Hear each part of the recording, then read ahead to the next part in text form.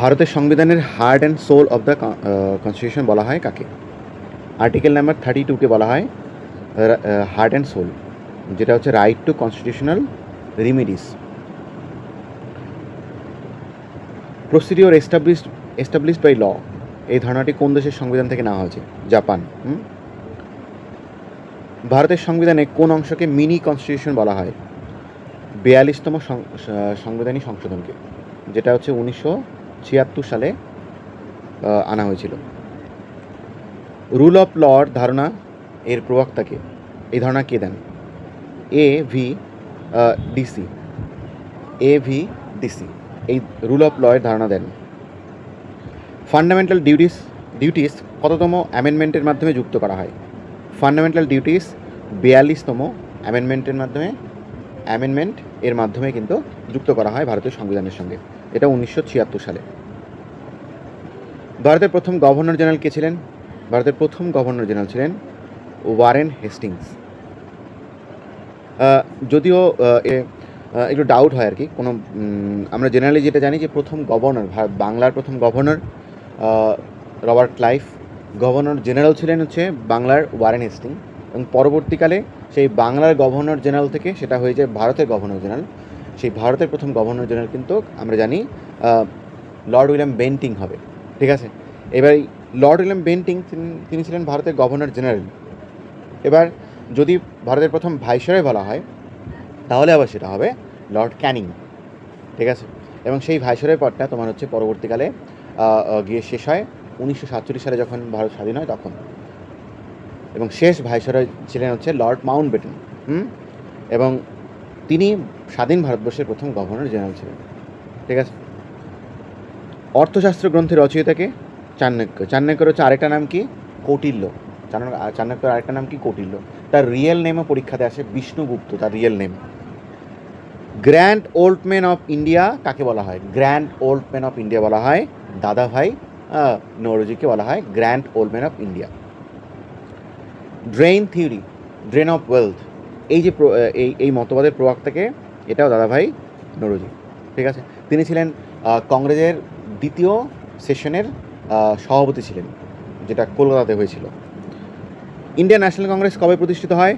1885 সালে, ঠিক আছে। 1885 সালে ইন্ডিয়ান ন্যাশনাল কংগ্রেস তৈরি হয়। ড্রেন অফ ল্যাপস কার সঙ্গে সম্পর্কিত? লর্ড ডালহৌসি। 1857 সালের বিদ্রোহের সময় ভারতের গভর্নর জেনারেল কে ছিলেন? লর্ড ক্যানিং ছিলেন। এবং লর্ড ক্যানিং ছিলেন ভারতের শেষ গভর্নর জেনারেল, আবার প্রথম ভাইসরয় ছিলেন। পার্মানেন্ট সেটেলমেন্ট কত সালে চালু হয়? এটা লর্ড কর্নওয়ালিসের সময় চালু হয়, সেটা 1793 সালে। ইয়ং বেঙ্গল মুভমেন্ট কার নেতৃত্বে গড়ে ওঠে? হেনরি লুইস ভিভিয়ান ডিরোজিও তার নেতৃত্বে ইয়ং বেঙ্গল মুভমেন্টটা শুরু হয়। সত্যার্থ প্রকাশ এই গ্রন্থের রচয়িতাকে? দয়ানন্দ সরস্বতী, স্বামী দয়ানন্দ সরস্বতী সত্যার্থ প্রকাশ এই গ্রন্থের রচয়িতা। তিনি বলেছিলেন ব্যাক টু বেদাস, বেদে ফিরে যাও, ঠিক আছে। ভারতের বৃহত্তম রিভার বেসিন কোনটি? নদী উপত্যকা কোনটি? গঙ্গা বেসিন। এবং এই নদী যদি ভারতবর্ষে প্রবাহের দিক থেকে বলি আর কি, কোন নদী সব থেকে বেশি কিলোমিটার জুড়ে প্রবাহিত হয়েছে, সেটা হচ্ছে গঙ্গা। ব্ল্যাক সোয়েলের আরেকটা কি নাম? ব্ল্যাক সোয়েলের আরেকটা নাম হচ্ছে রেগুর সয়েল। ল্যাটেরাইট সয়েলে কোন কোন ফসল ভালো হয়? টি ভালো হয়, কফি ভালো হয়, আর হচ্ছে ক্যাসিউ ভালো হয়। ভারতের দীর্ঘতম ন্যাশনাল হাইওয়ে কোনটা? মোস্ট ইম্পর্টেন্ট, ভারতের দীর্ঘতম ন্যাশনাল হাইওয়ে হচ্ছে NH 44। সুন্দরবন কোন ধরনের ফরেস্ট? সুন্দরবন হচ্ছে ম্যানগ্রোভ ফরেস্ট। ম্যানগ্রোভ ফরেস্ট হচ্ছে সুন্দরবন। হিউম্যান বডিতে মাস্টার গ্ল্যান্ড কোনটি? হিউম্যান বডিতে মাস্টার গ্ল্যান্ড হচ্ছে পিটুইটারি গ্ল্যান্ড।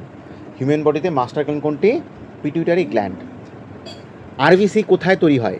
আরবিসি তৈরি হয় রেড বোন ম্যারোতে তৈরি হয় আরবিসি, খুব important. Universal blood donor group কোনটি? ইউনিভার্সাল ব্লাড ডোনার এটা হচ্ছে ও নেগেটিভ হচ্ছে ব্লাড ডোনার, সবাইকে ব্লাড দিতে পারে। আর ইউনিভার্সাল ব্লাড রেসিপিয়েন্ট কোনটা? এটা হচ্ছে এবি পজিটিভ, সবার থেকে নিতে পারে। ইনসুলিন হরমোন বা ইনসুলিন কোথার থেকে নিঃসৃত হয়? প্যানক্রিয়াস থেকে নিঃসৃত হয়।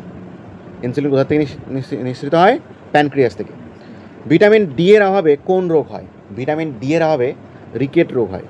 আমরা জানি যে সূর্যার আলোক থেকে আমরা ডাইরেক্টলি ভিটামিন ডি পাই। আরেকটি ইম্পর্টেন্ট কথা যে মাশরুম যেটা খাই আমরা, মাশরুমকে এটা যদি আমরা রোদের মধ্যে রেখে দিই, সেটা অনেকটা তোমার হচ্ছে ভিটামিন ডিকে অ্যাবজর্ব করে নেয়, ঠিক আছে?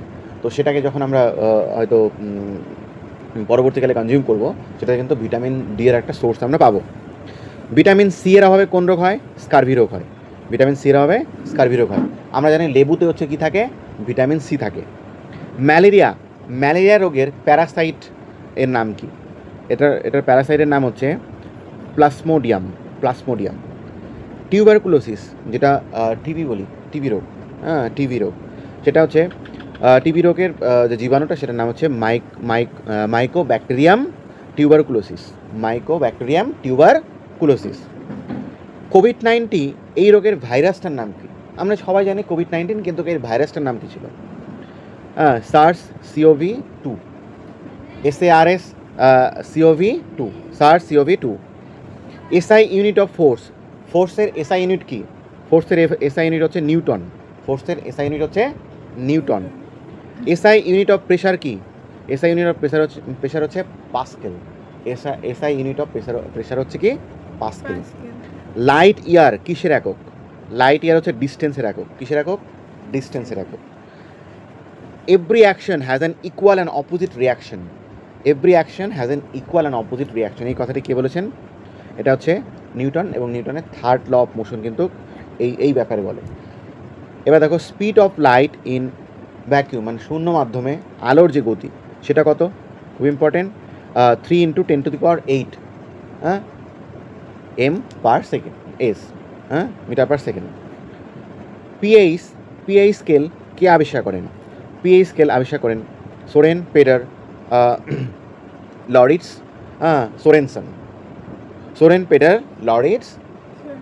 সোরেনসন। ওয়াটারের মানে জলের পিএইচ কত? জলের পিএইচ হচ্ছে 7। সবচেয়ে হালকা গ্যাস কোনটি? হাইড্রোজেন। সবচেয়ে হালকা গ্যাস হচ্ছে হাইড্রোজেন। আর এলপিজি যে আছে, লিকুইফাইড পেট্রোলিয়াম গ্যাস, যেটা এখানে কোন গ্যাস থাকে? বুটেন আর হচ্ছে কি প্রোপেন। এখানে থাকে বুটেন আর প্রোপেন। পরীক্ষাতে কিন্তু বারবার করে এসেছে এই কোশ্চেনটি। ন্যাচারাল গ্যাসের প্রধান উপাদান কি? মিথেন। ন্যাচারাল গ্যাসের প্রধান উপাদান হচ্ছে কি?